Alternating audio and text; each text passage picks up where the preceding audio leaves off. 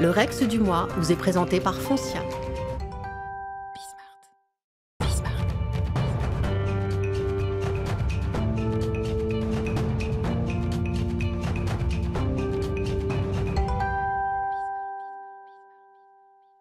Le Rex du mois avec Frédéric Fougerat. Bonjour Frédéric. Bonjour Arnaud. Comment allez-vous ? Très bien. Directeur de la communication et de la RSE au groupe Foncia. Puis je voudrais quand même signaler, puisqu'on en parle et c'est l'actualité, le Dico de la com. Eh bien oui, chez Steadyrama, c'est votre dernier livre. Si vous êtes un peu l'Hérodote de la com, c'est tous les mots de vocabulaire qu'on utilise dans la com. Voilà, un dictionnaire qui documente en fait la culture com, des anciens mots de l'imprimerie jusqu'au néologisme de l'ère numérique. C'est ça, c'est de Gutenberg jusqu'au numérique. C'est 25 ans, évidemment, ce livre, ça retrace aussi 25 ans de vie dans la communication. Aujourd'hui, on parle, Frédéric, dans le Rex du mois, de l'autotesting pour lutter contre les discriminations. Vous y tenez beaucoup. On ne peut pas parler de cette question sans apporter une notion de crédibilité et de preuve. Parce qu'on en parle beaucoup, mais vous dites, on peut en parler, mais il faut apporter la preuve. C'est ça qui est important. Toujours en communication, notamment quand on parle d'image employeur, on peut faire des effets d'annonce, mais ce qui compte, c'est quand même l'annonce des faits. Donc si on n'a pas un discours de preuve, si on ne peut pas matérialiser, concrétiser le travail qui est fait, ou les prétentions ou les ambitions de l'entreprise, alors souvent ça fait flop. Puis aujourd'hui, on est quand même dans un niveau de transparence jamais égalé, notamment avec l'immédiateté de la circulation de l'information, les réseaux sociaux.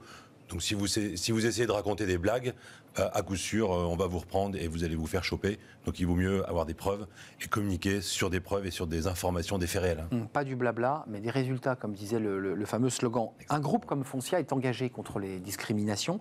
Ça se concrétise comment ? Pour être très, très concret, puisque c'est de ça dont il est question aujourd'hui. Alors d'abord, ça se concrétise par une volonté politique. C'est-à-dire que c'est un sujet qui doit être traité au sommet de l'entreprise. Bien sûr, il peut y avoir des initiatives locales qui peuvent être très intéressantes, qui peuvent être très positives. Ça ne fait pas une politique d'entreprise. Donc il faut vraiment qu'il y ait une volonté politique au plus haut sommet de l'entreprise. Il faut qu'il y ait une ligne claire. C'est-à-dire qu'il faut que les gens sachent, quand ils arrivent dans cette entreprise, ici, la discrimination, c'est non. C'est ses valeurs. Voilà.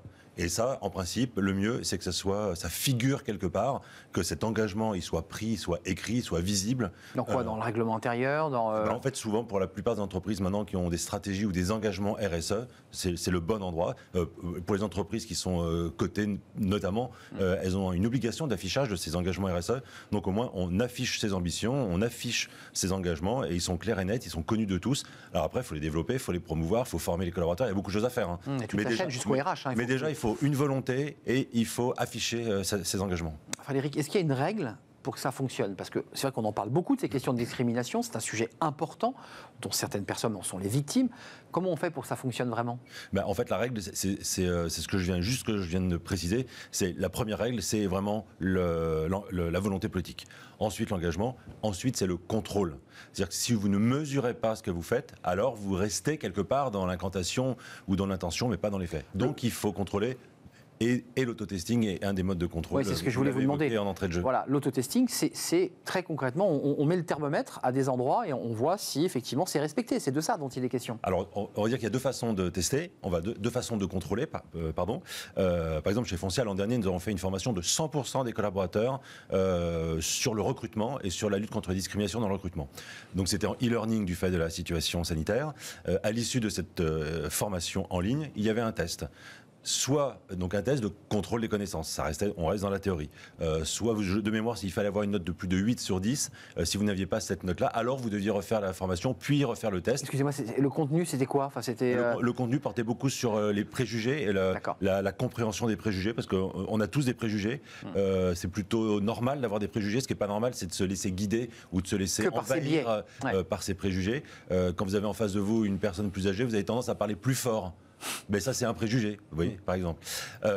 Donc ça, c'est le contrôle des connaissances.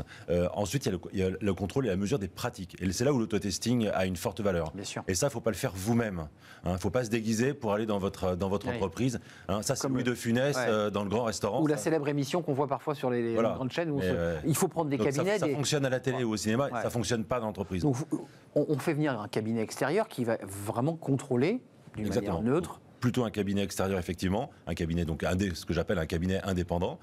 Chez Foncier, on travaille avec un cabinet qui s'appelle Entre Autres, c'est une petite structure, ça fait partie des entreprises qui sont recommandées par SOS Racisme, ça nous paraît être, et donc, ça nous paraît être fiable. Ils vont sur le terrain. Et c'est eux qui mettent un protocole en place, un protocole qui respecte d'ailleurs les règles du Bureau international du travail. C'est important parce que ça permet aussi de comparer un autotesting par rapport à un autre. Si chacun utilise des règles ou des protocoles différents, du coup, vous ne saurez pas vraiment à qui comparer. vous fiez. Donc, et puis pour se comparer aussi dans le temps, parce qu'il faut le faire une année, mais il faut le répéter et il faut le faire régulièrement. Donc ce cabinet vient tester, vous avez des remontées d'informations et on voit très concrètement sur le terrain des cas concrets et des améliorations. Vous en êtes où là sur cet autotesting et sur cette capacité à voir sur la durée? Là, nous venons d'en finir un qui a duré 6 mois sur à peu près toutes les fonctions de gestion et de relations clients qu'on peut avoir dans notre réseau d'agences. Alors c'est déjà sur une... C'est gigantesque. Oui, c'est gigantesque sur le nombre de postes.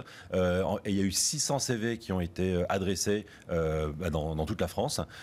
300 qui correspondaient à un profil, on va dire, européen classique, et puis 300 à un profil plus exotique à risque de discrimination. Et puis les deux CV ont été envoyés pas toujours au même moment, pas toujours de la même façon, pas toujours aux mêmes personnes. Et après, le cabinet analyse le traitement, le niveau de réponse. Est-ce qu'on a traité que un des CV? Est-ce qu'on a traité que le CV A ou que le CV B? Est-ce qu'on a traité les deux? Est-ce qu'on a apporté le même type de réponse?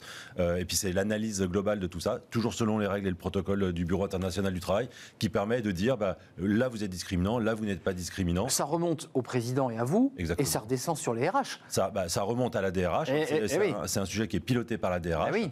Elle doit l'attendre quand même ce document. C'est un moment. Elle l'attend, oui. Elle l'attend pas avec crainte. Elle l'attend avec intérêt. Oui, bien sûr. Ça permet quand même de mesurer toute la mise en place de toutes les formations qui ont été faites par ces services et pour en voir le résultat. Heureusement, chez nous, le résultat était positif.